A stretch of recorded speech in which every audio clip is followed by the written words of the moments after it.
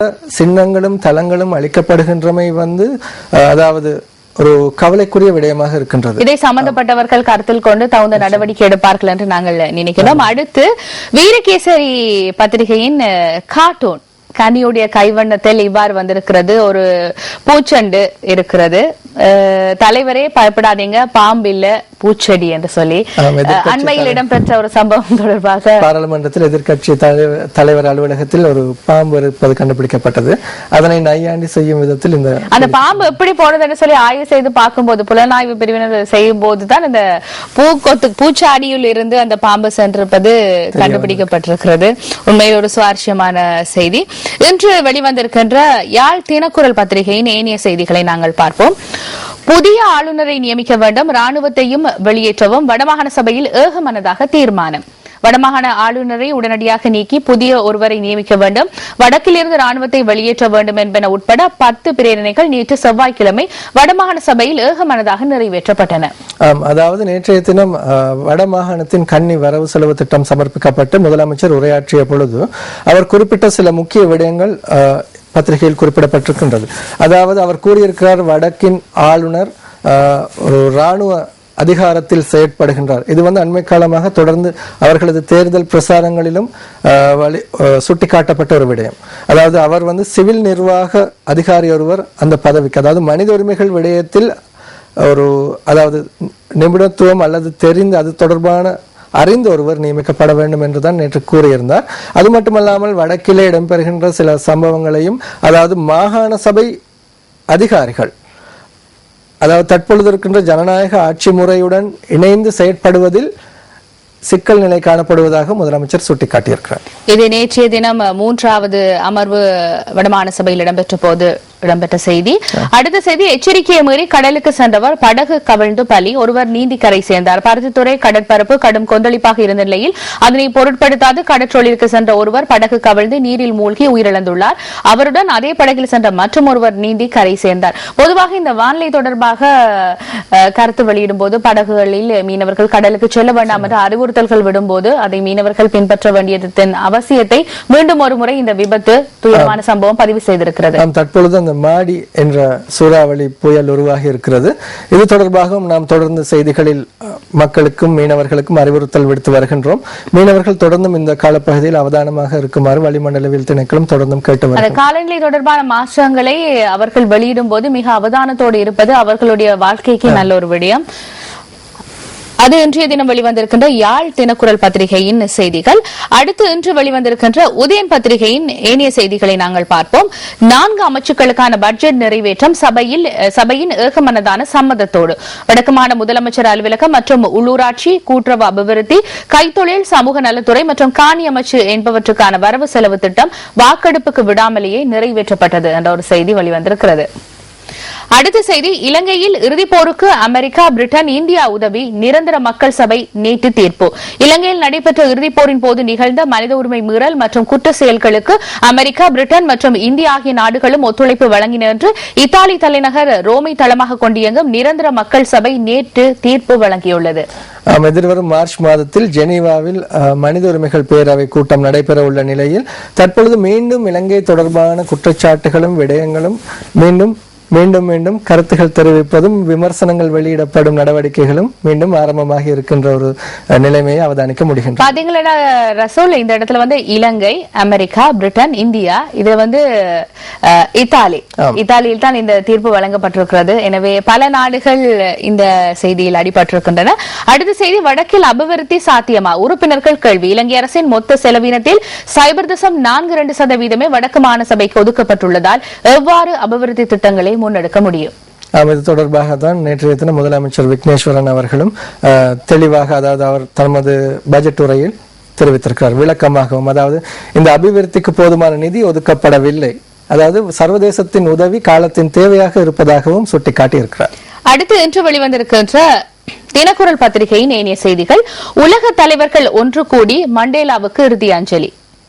ஒரு பிரம்மாண்டமான மக்கள் கூட்டம் இருக்கின்ற புகைப்படத்தோடு உலகின் அன்பையும் மரியாதையும் ஒப்பிட்டு கூற முடியாத அளவுக்கு பெற்றுக்கொண்ட மாமனிதர் நெல்சன் மண்டேலாவின் இறுதி நினைவு நிகழ்வில் நூற்றுக்கணக்கான சர்வதேச தலைவர்களும் லட்சக்கணக்கான மக்களும் நேற்று செவ்வாய்க்கிழமை ஒன்று கூடி அந்த பெருமகனுக்கு தமது இறுதி அஞ்சலியை செலுத்தியுள்ளனர் என்று அந்த செய்தி வெளிவந்திருக்கிறது. இதன் போது நேற்றைய தினம் அமெரிக்க ஜனாதிபதி பராக் ஒபாமா தமது இறுதி இரங்கல் உரையின் போது கூறியிருக்கிறார், நெல்சன் மண்டேலா 20ஆம் நூற்றாண்டின் கடைசி விடுதலை போராளி என்று ஒரு புகழாரம் சூட்டியிருக்கிறார்.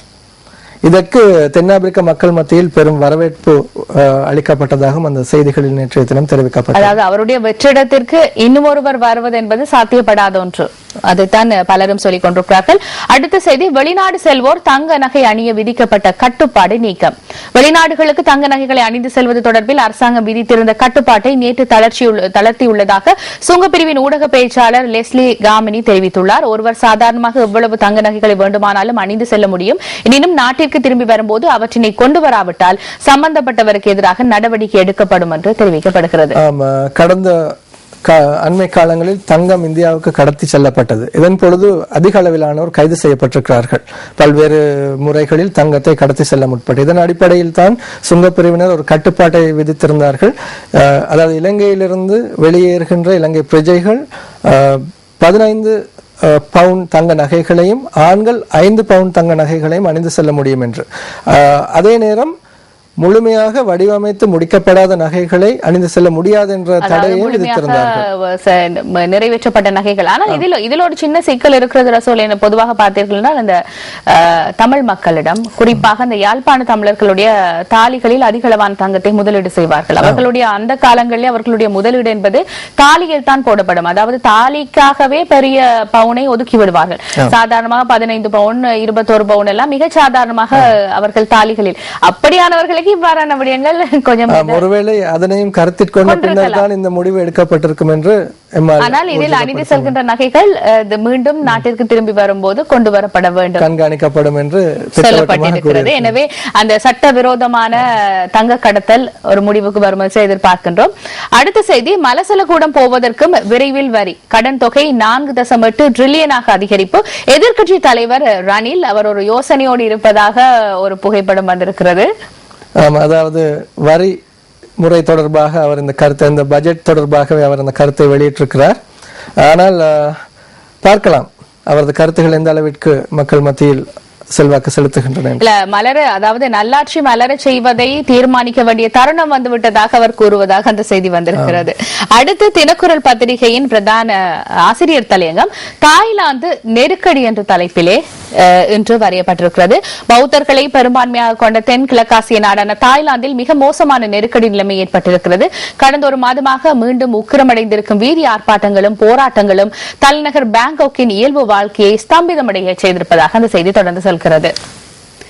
அடுத்து இன்றைய தினக்குரல் பத்திரிகையின் கார்ட்டூன், பிரதமரை கைது செய்து விசாரணை நடத்த வேண்டும், ஹெல உரிமை என்ற ஒரு செய்தி வெளிவந்திருக்கிறது. ஹெல உரிமை அரசாங்கத்தின் முக்கிய பங்காளி கட்சியாக இருக்கின்றது. இந்த கட்சியிலிருந்து நேற்று முன்தினம் பாராளுமன்றத்தில் பிரதமர் தொடர்பில் குற்றச்சாட்டு, அதாவது நாட்டிற்கு கொண்டு வரப்பட்ட போதைப் பொருள் தொடர்பில் பிரதமரின் கடித தலைப்பிலேயே அதனை விடுவிப்பதற்கான பணிப்புரை வழங்கப்பட்டிருப்பதாக குற்றச்சாட்டு முன்வைக்கப்பட்டிருக்கிறது. அந்த ஒரு கருத்தை மையப்படுத்தி பிரதமரை கைது செய்து விசாரணை நடத்த வேண்டும், ஹெல உரிமையுடைய செய்தியை வைத்து அந்த அவர் சங்கு ஊதுவதாகவும் இங்காலே சால்வை போர்த்தி ஒருவர் நிற்பதாகவும் அந்த கார்ட்டூன் வந்திருக்கிறது. இன்றைய தினக்குரல் பத்திரிகையின் கார்ட்டூனாக அது இருக்கிறது. அடுத்து இன்று வெளிவந்திருக்கின்ற தினகரன் பத்திரிகை. தினகரன் பத்திரிகையின் ஏனைய செய்திகள், சட்டசபை தேர்தல் தோல்வியின் எதிரொலி, காங்கிரஸ் தலைமைக்கும் பிரதமருக்கும் இடையில் மோதல், மன்மோகனின் பதவி பறிபோக்கும் சாத்தியம். அதாவது கடந்த சில தினங்களுக்கு முன்னர் இந்தியாவில் 4 மாநிலங்களுக்கான சட்டமன்ற தேர்தல் நடைபெற்றது. இதில் காங்கிரஸ் கட்சி படுதோல்வி அடைந்திருக்கின்ற ஒரு நிலைமையின் கீழ் இந்த நிலைமை உருவாகி இருக்கிறது. அதாவது அண்மை காலங்களில் இந்திய அரசாங்கம் மீது சுமத்தப்படுகின்ற ஊழல் குற்றச்சாட்டுகள் இதற்கு அடிப்படையாக இருப்பதாக அந்த செய்திகளில் தெரிவிக்கப்பட்டிருக்கிறது. அதில் ஒரு முக்கியமான விடயம் குறிப்பிட்டிருக்கிறார்கள். தேர்தல் முடிவுகள் வெளிவந்து கொண்டிருந்த போதே காங்கிரஸ் தலைவி சோனியா காந்தியும் ராகுல் காந்தியும் வழமைக்கு மாறாக உடனடியாக பத்திரிகையாளரை சந்தித்ததாக, தோல்விக்கான காரணங்களை கண்டறிந்து அது தொடர்பான நடவடிக்கை எடுப்பதற்கு அவர்கள் அந்த ஊடக சந்திப்பில் கூறியிருக்கிறார்கள். அடுத்து கொழும்பில் நவீன போக்குவரத்து முறைமையை ஏற்படுத்த பாரிய திட்டம். தினமும் 20 லட்சம் பேர் கொழும்புக்கு வருகை. தகவல் திரட்டல் 31ஆம் தேதியுடன் நிறைவு என்று சொல்லி கொழும்பு நகர் சம்பந்தமான ஒரு செய்தி, மிக முக்கியமான ஒரு செய்தி. தற்போது கொழும்பு நகரிலே அதிக அளவு வாகன நெரிசல் ஏற்பட்டிருக்கிறது. அது மட்டுமல்லாமல் எந்த நேரத்திலும் வீதிகளில் வாகன நெரிசல் காணப்படுவதையும் மக்களும் அநேகமானோர், அதாவது வீதி கட்டமைப்புகளில் அதிக அளவில் மக்கள் நடமாட்டத்தையும் காணக்கூடியதாக இருக்கிறது.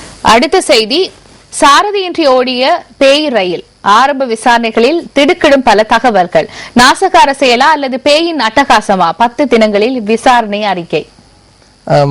போக்குவரத்து அமைச்சர் குமார வெல்கம தெரிவித்த கருத்துக்கள் அங்கே கூறப்பட்டிருக்கின்றன. அதாவது நேற்றைய தினம் அவர் கூறியிருந்தார், இதனை தாம் அதாவது ஒரு உதாரணமாக கருதுவதாகவும் ஏனைய முன்னேற்றமடைந்த நாடுகளை போன்று இலங்கையிலும் ஆளில்லா ரயில்களை அனுப்புவதற்கு எதிர்காலத்தில் தாம் எண்ணி இருப்பதாகவும் கூறியிருக்கிறார். சாரதி என்று ஓடிய பேய் ரயில், அழகான ஒரு தலைப்பு.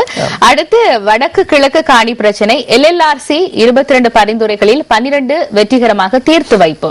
வடக்கு கிழக்கில் மோதல்களால் பாதிக்கப்பட்டவர்களது காணி பிரச்சனைகள் தொடர்பில் கற்றுக்கொண்ட பாடங்கள் மற்றும் நல்லிணக்க ஆணைக்குழு முன்வைத்த 22 பரிந்துரைகளில் 12 வெற்றிகரமாக தீர்த்து வைக்கப்பட்டிருப்பதாக காணி மற்றும் காணி அபிவிருத்தி அமைச்சர் ஜனக பண்டார் தென்னகோன் நேற்று தெரிவித்ததாக அந்த செய்தி தொடர்ந்து செல்கிறது. தினகரன் பத்திரிகையின் ஆசிரியர் தலையங்கம், சுத்தமான நீரை சிக்கனமாக பயன்படுத்தி எதிர்கால சந்ததியினரை வாழ வைக்க வேண்டும். தண்ணிக்கான தட்டுப்பாடு கூறப்பட்டிருக்கிறது. அதாவது உண்மையில் இந்த உலகிலே தண்ணிக்கான பிரச்சனை அதிகரித்துக் கொண்டிருக்கிறது. தினகரன் பத்திரிகையுடைய கார்ட்டூன் தலைமைத்துவ சபை சுந்தரியுடைய கார்ட்டூனாக இருக்கிறது. அடுத்த முறை எப்படியாவது ஆட்சியை கைப்பற்றுவோம். மண்குதிரையில் ஏறிக்கொண்டு அவர் அந்த கருத்தை சொல்வதாக, அதாவது ஐக்கிய தேசிய கட்சியின் தலைமைத்துவ சபை கரு ஜெயசூரிய போன்ற ஒரு கேலி சித்திரம் அங்கே காணப்படுகிறது.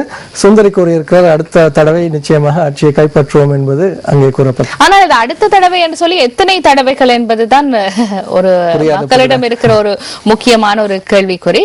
அடுத்து இன்று வெளிவந்திருக்கின்ற சுடரொளி பத்திரிகை, சாத்வீக போராட்டம் மீண்டும் வெடிக்கும். அரசுக்கு 3 மாதங்கள் காலக்கெடு. யசூசி அக்காசிடம் சம்பந்தன் தெரிவிப்பு. தமிழர் தாயக பகுதிகளில் அரசு கட்டவிழ்த்து விட்டுள்ள அடக்குமுறைகளை இன்னும் 2-3 மாதங்களுக்குள் நிறுத்தாவிடின் தமிழ் மக்களை அணிதிரட்டி மாபெரும் சாத்வீக போராட்டத்தை தமிழ் தேசிய கூட்டமைப்பு முன்னெடுக்கும். இதை எவராலும் நிறுத்த முடியாது என்று அந்த செய்தி தொடர்ந்து செல்கிறது. சட்டத்தின் ஆட்சி இலங்கையில் சவால். ஐரோப்பிய ஒன்றியம் கவலை. இலங்கையின் நீதித்துறையின் சுயாதீனம் மற்றும் வினைத்திறன், சட்டத்தின் ஆட்சி, கருத்து சுதந்திரம், சமய சகிப்புத்தன்மை, சிறுவர் மற்றும் பெண்கள் மீதான பாலியல் வன்முறை என்பன பெரும் சவால்களாக உள்ளன என்று ஐரோப்பிய ஒன்றியம் நேற்று தெரிவித்துள்ளது. அதாவது இந்த அனைத்து விடயங்களும் ஜெனீவா மனித உரிமைகள் பேரவை கூட உள்ள நிலையில், அண்மித்துள்ள நிலையில் தெரிவிக்கப்படுகின்றது பல்வேறு தரப்புகளால். அடுத்து இன்று வெளிவந்திருக்கின்ற சுடரொளி பத்திரிகையின் ஆசிரியர் தலையங்கம், சம வாய்ப்பு சம உரிமைகளுக்காக போராடிய நெல்சன் மண்டேலா என்று அவருக்கான ஒரு கௌரவமாக அந்த ஆசிரியர் தலையங்கம் வரையப்பட்டிருக்கிறது. அடுத்து சுடரொளி பத்திரிகையின் இன்றைய கார்ட்டூன், எதற்கு பிக்கு பணம் கொடுத்துவிட்டு போகிறார். அதிவேக வீதியில் இறங்கி போராட வீதி கட்டணம். வீதியில் இறங்கி போராடுவோம். ஒரு சுவாரஸ்யமான ஒரு கருத்தை இன்றைய கார்ட்டூன் சுமந்து வந்திருக்கிறது. அடுத்து இன்று வெளிவந்திருக்கின்ற மெட்ரோ நியூஸ்.